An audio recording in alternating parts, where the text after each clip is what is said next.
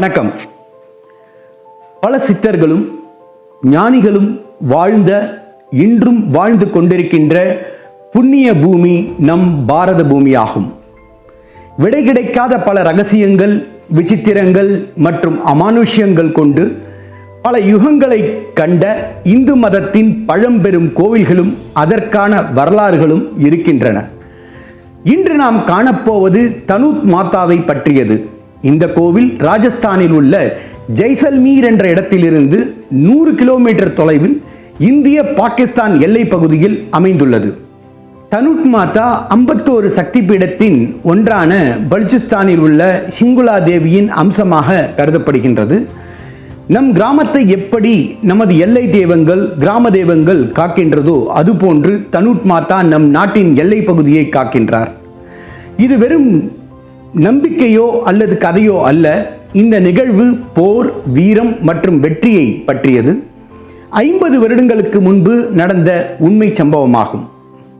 1965 Pakistan India மீது போர் தொடுத்தது. 1961 நடந்த போரின் தாக்கத்தில் இருந்து மீண்டிராத சமயம் அது. இந்திய இராணுவத்தில் ஏதாவது இருந்தது என்றால் அது வீரம், நம்பிக்கை மற்றும் உண்மை என்ற 3 ஆயுதங்கள் தான். இருந்தாலும் நமது வீரர்கள் நம் நாட்டையும் மக்களையும் காக்க வேண்டும் என்பதற்காக வீரத்துடன் அந்த போரை எதிர்கொண்டார்கள். அப்பொழுது தனூட் மாதாவின் கோவிலின் அருகில் இந்திய படையினரின் சிறு பிரிவு 8 பேர் கொண்ட வீரர்கள் எல்லையை பாதுகாத்து வந்தார்கள். போர் மூண்டவுடன் அவர்கள் தனூட் மாதாவின் ஆசியை பெற கோவிலுக்கு சென்றார்கள். அப்பொழுது தனூட் மாதா அவர்களுக்கு காட்சியை அளித்து இந்த கோவிலின் பகுதியை விட்டு வெளியே செல்ல வேண்டாம் என்று, தான் எல்லையை காக்கின்றேன் என்றும் கூறி மறைந்ததாக கூறப்படுகின்றது.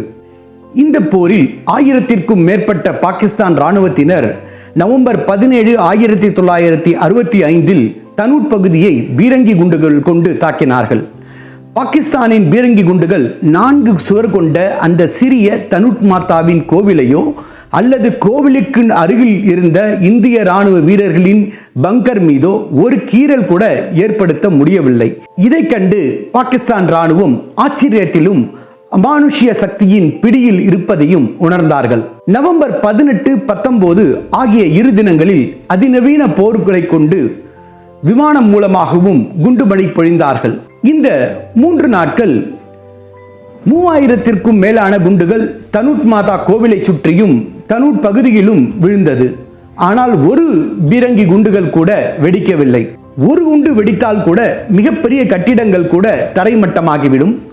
ஒரு குண்டின் சேதம் 30 to 100 மீட்டர் வரை உள்ள அனைத்து பகுதிகளிலும் மிகுந்த சேதத்திற்கு உண்டாக்கிவிடும்.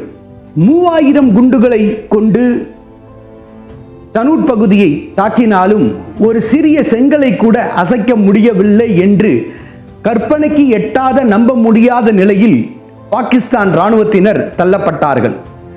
இந்த போரில் இந்தியா வென்றது. அடுத்து வந்த 1971 இந்தியா பாகிஸ்தான் போரில் பாகிஸ்தான் தனூட் பகுதியை தாக்கினால் தான் வெற்றி பெற முடியாது என்பதை உணர்ந்து அதன் பக்கத்தில் இருக்கின்ற லோங்கோவால் என்ற பகுதியை தாக்க திட்டமிட்டது.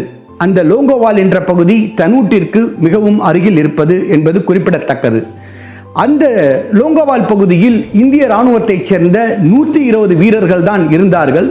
அந்த 120 இராணுவ வீரர்களை 3000 பாகிஸ்தான் படையினர் 150க்கும் மேற்பட்ட பீரங்கிகளை கொண்டு தாக்கினார்கள். ஆனால் லோங்கோவாலில் இருந்த நமது வீரர்கள் பாகிஸ்தானை முறியடித்து அவர்கள் தன்னுடைய பகுதியை தக்க வைத்துக் கொண்டார்கள். தனூட் மாதாவின் மகிமையை அறிந்த பாகிஸ்தான் பிரிகேடியர் ஷானவாஸ் கான் இந்தியாவிடமிருந்து அனுமதி பெற்று தனூட் மாதாவை தரிசனம் செய்து தனூட் மாதாவிற்கு வெள்ளி கூரையை அர்ப்பணித்தார். 1965 முதல் இந்த கோவில் எல்லை பாதுகாப்பு படையின் பராமரிப்பில் இருந்து வருகின்றது. இந்த கோவிலின் மிகச் சிறப்பு என்னவென்றால் இங்கு பூஜாரி என்பது கிடையாது. எல்லை பாதுகாப்பு படையினர் தான் அதற்கு பூஜைகள் செய்கின்றார்கள். இன்றும் வெடிக்காத அந்த பாகிஸ்தான் இராணுவத்தால் ஏவப்பட்ட குண்டுகள் அங்கு கண்காட்சியகமாக அருகில் வைக்கப்பட்டிருக்கின்றது. இன்றும் நாம் சென்றால் அதை காணலாம். இந்த அற்புதமான தெய்வீகமான நிகழ்வை நேரில் கண்டவர்கள் இன்றும் நினைக்கும் பொழுதெல்லாம் மெய்சிலிருக்கின்றார்கள். இந்தியாவின் பல பகுதிகளில் இருந்து பக்தர்கள் தனூட் மாதாவை தரிசிக்க தினம் செல்கின்றார்கள்.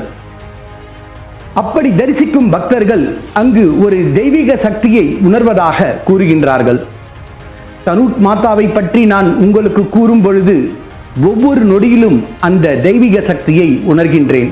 இதை கேட்கின்ற உங்களுக்கும் இந்த உணர்வு ஏற்பட்டிருக்கும் என்று நம்புகின்றேன். ஜெய் தனூட் மாதா, ஜெய் ஹிந்த்.